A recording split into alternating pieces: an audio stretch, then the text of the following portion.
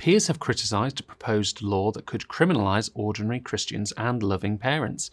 The House of Lords was debating Baroness Burt's private member's bill, which seeks to outlaw attempts to change or suppress a person's expression of sexual orientation or gender identity. However, the vague proposals have the potential to criminalise Christians who engage in prayers or pastoral conversations with people who are struggling with LGBT issues. A number of peers spoke powerfully against the bill. In nearly 40 years in Parliament, I have never seen a more badly drafted or dangerous piece of legislation. The world has gone mad. It seems to me that we normally in this House introduce legislation in order to fix a problem, not create new ones. And this undermines the family, attacks free speech, freedom of thought, and even religious belief. It is a dangerous, crude piece of legislation in a hugely complex and controversial area which is not suited to private legislation.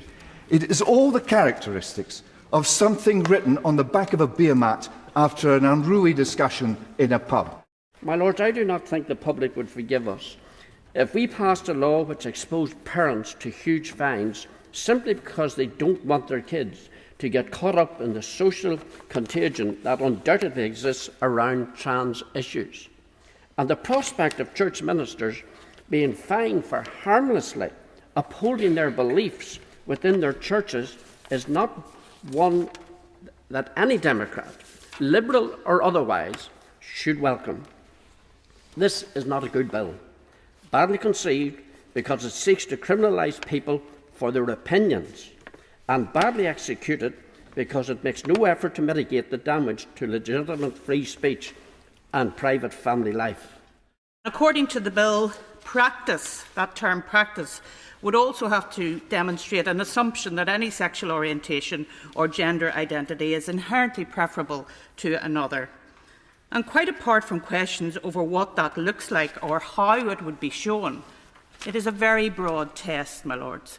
It could be met by anyone who believes that being male or female is tied to biology and who rejects the idea of gender identity. And I note that this belief, gender-critical belief, is protected by equality and human rights laws.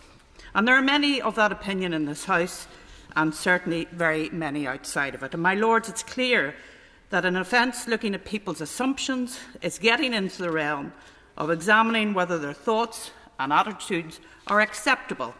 It's very dangerous territory, and I urge the House to reject this bill.